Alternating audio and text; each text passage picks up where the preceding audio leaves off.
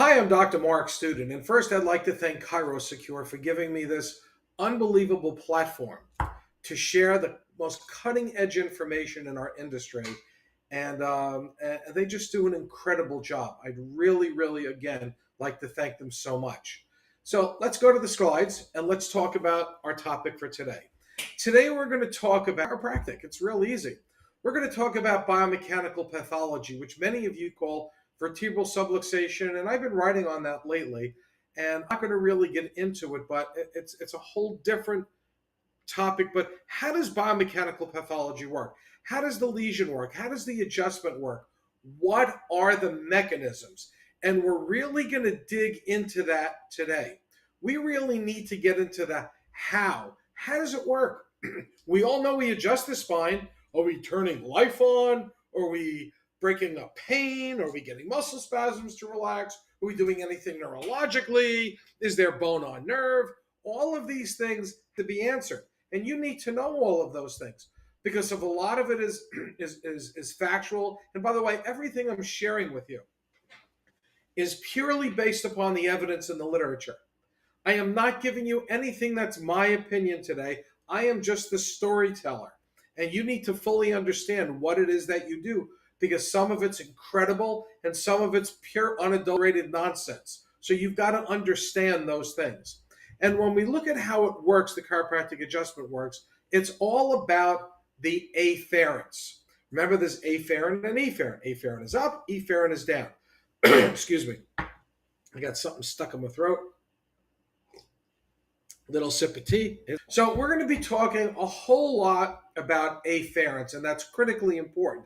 And when we look at the pathway for pain generators, there are three primary areas of pain generators, and when you adjust, that needs to be affected. Number one is the facet joint or the zygapophyseal joint. Number two is the joint capsule itself, and number three are the muscle spindles. These are the three areas we need to focus on. But before we move forward there, we have to understand proprioceptors and mechanoreceptors. Proprioceptors, it's how your body senses where it is in time and space. How do I know where I am? How does my brain know where I am? Okay, so there are sensory receptors located in subcutaneous tissue, under the skin, muscle, tendon, there's proprioceptors in the bone joints, all over the place, and position the body through stimulus produced within the body, such as Golgi tendon organs, joint receptors, the vestibular system, skin. All of these are proprioceptors. And then you have mechanoreceptors. Mechanoreceptors are your raphidian corpuscles, your Pacinian corpuscles. Your Pacinian are your crimp receptors, your raphidian are stretch receptors, the Golgi tendon organs, and free nerve endings. This is what determines what's going outside of you. Is there thermal stimuli? Are you bending, twisting, deforming, etc.? You've got Messner's corpuscles, a whole bunch of things within the body that tell you what's going on from the outside in. So your mechanoreceptors are on the outside, your proprioceptors interpret those, and then tell the body what's going on the inside. And that's important to understand. Then you have deep paraspinal muscles, which are actually proprioceptors and mechanoreceptors. But in our conversation, we're going to talk about them in terms of proprioceptors. And there's something called the piezo2 ion channels. So what happens is when the proprioceptor information, when the mechanoreceptor information goes into the dorsal root ganglion of the cord, it shoots over to the muscle spindles. And in there's Golgi tendon organs and piezo2 ion channels, which feed back into the lateral horn and up the spinal thalamic tract to the brain, ping-pongs around to different areas, and then efferently to help your body create homeostasis and balance and biomechanical balancing. So all of these things are really important to understand. So what we're looking at right now, we're going to start with facet joints. And this is an MRI in an axial or top-down view.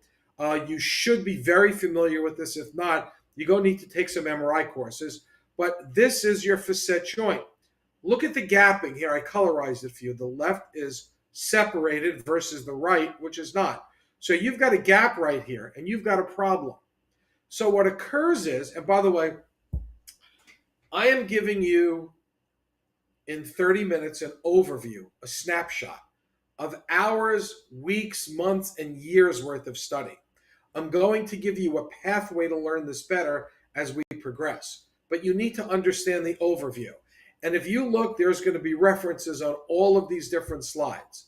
So what happens is when the joint goes out of position, as I shared with you here, thick, open, wide open, not gapping. So there is a meniscoid or a disc that's a spacer between the facets. When you have, and here's what it looks like under MRI, it's right here, the stained MRI, that's the meniscoid, it's a spacer.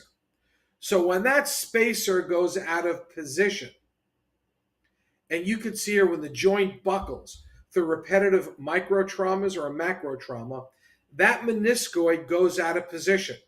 And when that meniscoid goes out of position, here is your bone on nerve. It's not on the nerve root, folks. That physiologically cannot happen. A bone does not sit on the nerve root, non-negotiable. But right here is where the bone on nerve is, and it's affecting the nociceptors on the facet joint. But what's happening is not only is it affecting the nociceptors, well, when it does, it causes cytokines and chemokines to be released, and it affects substance P, which is pain, inflammation,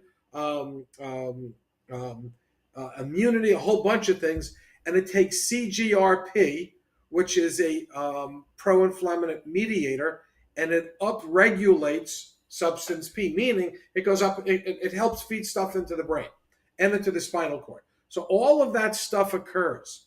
And when it does, it goes, as I said a moment ago, through the dorsal ganglion up to the brain. And how does it get there? It goes up to the spinal thalamic tract, through the periaqueductal gray area, hits the thalamus, ping-pongs around the insula, the prefrontal cortex, the anterior cingulate cortex, the motor cortex, sensory cortex, hypothalamus, etc., and then goes efferently to create biomechanical homeostasis, amongst other things, because you're creating a lack of homeostasis and internal monitoring, which affects systemic issues as well, which is not the topic of today's presentation.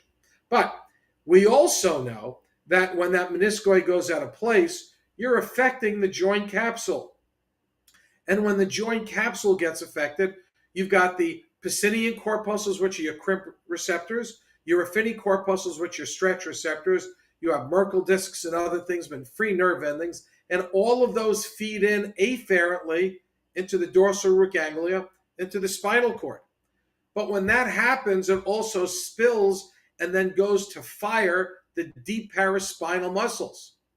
And in those deep paraspinal muscles, as I said a moment ago, and this is where a lot of the magic happens as far as deregulating or regulating, because they feed back through the Golgi tendon apparatus and the piezo2 ion channels, which feed back into the dorsal root ganglia, and that whole cascade up to the brain and sends proprioception information to the brain.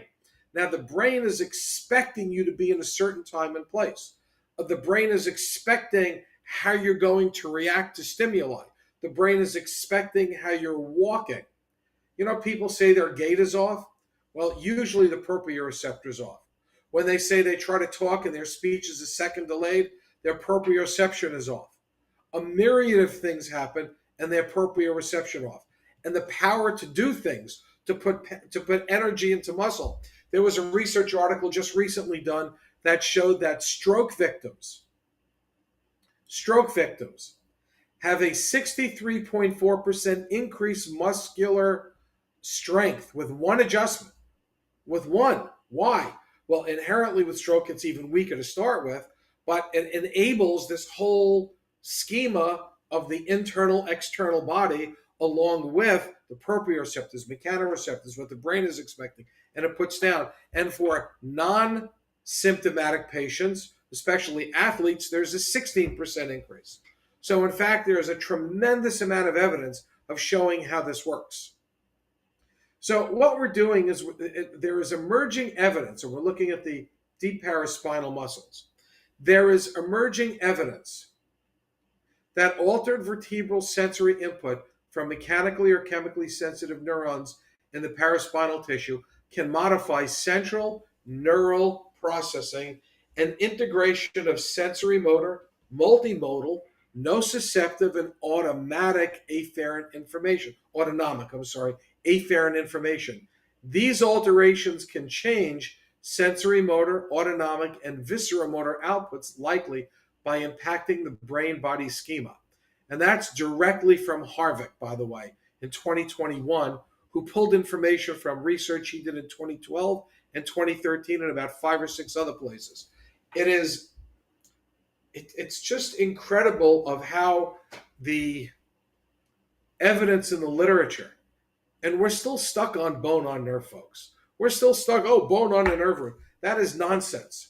Now, it's interesting that I shared with a neurosurgeon, and I showed him a digitization of biomechanical failure, which showed that the ligaments and pathology failed, which it does at approximately 0.78 millimeters of translation. And the neurosurgeon said 95% of my spinal related, it's actually 98%, according to the evidence in the literature, 98% of my spinal pain patients are non-specific back pain. We just send them to PT or give them some drugs because we don't know what to do with them. And he was being honest, because medicine doesn't know what to do. They operate on 1 to 2% of anatomical pain, which is fracture, tumor, and infection. So I showed him one simple graph, and I said, listen, I have no skin in the game. I'm not looking for your referrals, not at all. So I said, but here's your non-specific pain. And we showed him what that looked like. It was from a piece of technology called Symverta, Symverta. He looked at the graph and he said, holy crap, who do you have in my area? And he was in Louisiana. I referred him to that doctor. He now refers almost every one of his spine patients to this doctor. I've done the same thing in Atlanta. I've done the same thing in Denver. I've done the same thing in New York. I've done the same thing in New Jersey, in Connecticut. I can go all around the country because we now have demonstrative evidence showing what I'm showing you at the macro level, not the micro level. But there are so many things that I'm going to get to in just a few minutes, which validate what I'm showing you is to be real and what you're doing in your office. So how does the deep paraspinal muscles do that? Number one, it looks at the Golgi tendon apparatus, the Golgi tendon organs. We're looking at those at the end of the muscles, which is feeding back into time and space. It's telling us, whoa, this is wrong. It's just wrong. Okay, now what we do is we go back into, here we get sensory information. Sensory information, and by the way, this is slide 1 of 4 in this series, and you're not going to get a whole lot because we don't have the time to do that. But sensory information from deep paraspinal muscles around the central segmental motor control. This is central segmental motor. Motor meaning goes central nervous system, goes up to the brain. Is thought to be the driving factor in the widespread maladaptive neuroplastic changes within the central nervous system. The central nervous system can't adapt. It can't accommodate. It just can't happen. And the literature is talking about systemic issues as well, not just motor, but systemic. With such clear evidence that maladaptive dysfunction of the deep paraspinal muscles can occur, it is likely to reduce the ability of the central nervous system to accurately perceive what's going on at the level of the vertebral column, which over time is reflected by the blurring of sensory motor cortical area and is likely to lead to poor vertebral motor control, maintaining a central segmental motor control problem. So what the evidence in the literature is saying, this leads to a huge amount of dysfunction within the brain. This is number 2 of 4. Central segmental motor control problems change the sensory or afferent input to the central nervous system, to the brain, from small deep paraspinal muscles of the vertebral column. This leads to altered sensory motor, it's a tough word, and multimodal integration of the afferent input, and changes the accuracy of inner body and external world schemas. It doesn't know where you are in time and space. I see this with athletes all the time even high school athletes who are your better athletes. And then I also see this in the poor athletes because they're a mess. I see this in kids who have biomechanical pathology, what we call subluxation. It creates issues and they can't function. And over time, these changes in awareness of the central nervous system is what occurs inside the body, and the world around it are thought to lead to maladaptive changes in neural function, as well as maladaptive changes in body structure and function, worsening its ability to adapt and respond to internal and environmental cues, thus leading to development of less than ideal motor control, a variety of symptoms, diseases, and disorders. Now we're getting into neuromuscular diseases and disorders, and it even talks in terms of systemic. And there is clear evidence of systemic disease from all of this. I also have a direct line, by the way, from what we do in a chiropractic spinal adjustment, which I'm going to be talking about next time, the critical importance of not talking about manipulation. And it's not a physiological issue, because just a spoiler alert, a chiropractic spinal adjustment creates central segmental motor control, and a manipulation has no change on CNS. And we'll talk about that next time. But I've created a vehicle to validate in the scientific arena where a chiropractic spinal adjustment changes systemic issues. And it's just easy. But I'm still working to find the researchers to do that. And actually, I need a statistician or a research department who wants to take this on. I see nothing more important in our industry than that. Nothing. So if anyone knows anyone, feel free to chat with me. So again, we talk about at the level of the deep paraspinal muscles. You have the Golgi tendon organs and the piezo 2 ion channels. Where are they feeding? They're feeding the brain. It goes up to brain mapping, folks. The brain creates a map of surrounding localization. The sound localization map is influenced for sound, for somatosensory, vestibular, and visual and auditory information, as well as proprioception and mechanoreceptive information from efferents copies from the brain itself, all of which can impact neuromuscular function, meaning that all of these things, now you've got hearing right over here, that's your somatosensory auditory, right in here. There's efferents from all around feeding into this. And then you have afferents feeding up until all of these other areas. They all interconnect. So now the brain is anticipating certain signals. And when it doesn't come, there's a disconnect and the person is confused.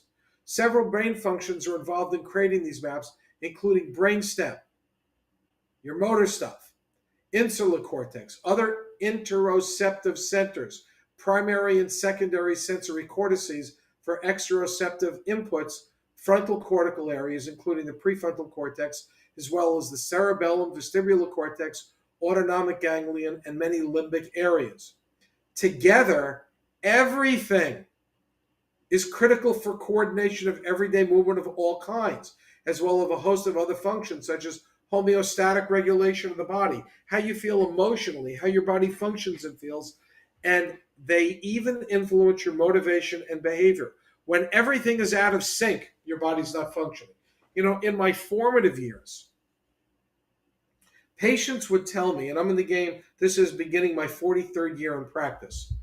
Patients would come in and say, "Doc, I got adjusted. I could see clearer. I hear better. I'm happy. I feel good. I mean, everything just is better." And I said, "Wow, that's outstanding. You know, when we release energy from above down, inside out, you know what? That's all I had." But you know what the reality is? When you create central segmental motor control and you get rid of those disconnects, and what's going on inside matches what's going on the outside, you're reducing stress. You're helping homeostasis within the body. You feel better. You do good. These are the reasons why. Hey, I want to have people get rid of their back pain. But this really excites me because this answers so many questions for patients I have personally cared for my entire career. I can't begin to tell you. And I would say, you know, Mrs. Jones, the things seem brighter since you've been getting adjusted. Doc, how did you know? Do things seem clearer? Can you hear better? Is there a pep in your step? How did you know? Because everyone before you told me. I just never knew why. Now I know why. And listen, it's in the literature. I mean, the quest in my life has always been why? Why? It's in the literature. There is bone on nerve. It's not the nerve root. It's not about the nerve root with pain in your arm or your legs or your chest or your back. It's about the nerve on the bone on the nociceptors, on the facet joints, which also affects the joint capsule, which affects the Pacinian corpuscle, raphidian corpuscle, Golgi tendon apparatus, Merkel disc, etc., feeding into the to the dorsal ganglia, spilling over into the proprioceptors, into the deep paraspinal muscles, going back to the Golgi tendon organs and the deep paraspinal muscles and the piezo 2 ion channels up the spinal filament tract through the periaqueductal gray area, hitting the thalamus, ping-ponging around from the anterior cingulate cortex, the prefrontal cortex, motor cortex, cingulate cortex, the limbic system, etc., ping-ponging and affecting every single part of the human brain, which then efferently is going to change. The autonomics change. Everything changes. That's it, folks. That's the whole ball of wax. And that's not my opinion. I'm just the storyteller here. I've been waiting to tell this story the way I'm telling it right now for 43 years. 43 years. I've been waiting to tell this story. And I even have another tool that I'm waiting for the right researcher to come along to actually give tremendous evidence of showing how all of what I just said to you affects systemic change from a chiropractic spinal adjustment. Because I know it does. How do I know it does? Because I have thousands of patients who've written testimonials for me. And I kind of knew why, but now I have the evidence. And I need to get it into the literature. I am excited, could you tell? You've got ligamental mechanoreceptor compensation. So when you adjust the spine, the increased tone of contracting muscles, contracting opposing muscles, stiffens and stabilizes the joint, protecting the articular surface. So what it occurs is before the adjustment, when that information goes into those muscle spindles, into the deep paraspinal muscles, it pulls it over. You create antalgia. You're protecting those facet surfaces. And then when you adjust it, it gets to go away because the brain does that. It doesn't happen at the segmental level. The brain creates that to happen. So when we look, oh, by the way, here, this was slide 1 of 4. There's 3 more slides to go after this. Just don't have the time. So after we get into this, this is slide of 1 of 15, which I'm not going to get into. And I'm going to be talking about at a very significant level how to handle biomechanical homeostasis. I got to go back to the beginning when you adjust a patient. How does it happen? How does biomechanical homeostasis occur? I need to show you all of those things. How do you get plumb? What happens when it goes off? Why does it go sideways? What happens when a patient comes in antalgia? There's ways to explain all those things. And beyond that, you need to learn how to code it. So we need to get into the coding of this. I'm not Sam Collins who does this, and he's incredible, but I'll teach you how to code it. Now, you see that QR code up there? If you want hours and hours of this, plus a whole lot more, we do primary spine care programs once to twice a year. We just did one 2 weeks ago. We spend hours delving into the subject. Take your phone out, look at the QR code, and that'll tell you how to get there, or you can always reach me. So listen, folks, here's the issue. The issue is that what we do is a whole lot more. Oh, we adjust and the pain will go away. It's more than that. Don't minimize who and what you are. You're a doctor of chiropractic. And by the way, don't minimize the doctor part. It's equally as important to take height, weight, blood pressure, and pulse. It's equally important to do a thorough neurological evaluation to ensure your patient's not undergoing a current vascular incident. You need to work carefully with the medical community for the betterment of your patient, just like they need to work carefully with you for the betterment of the patient.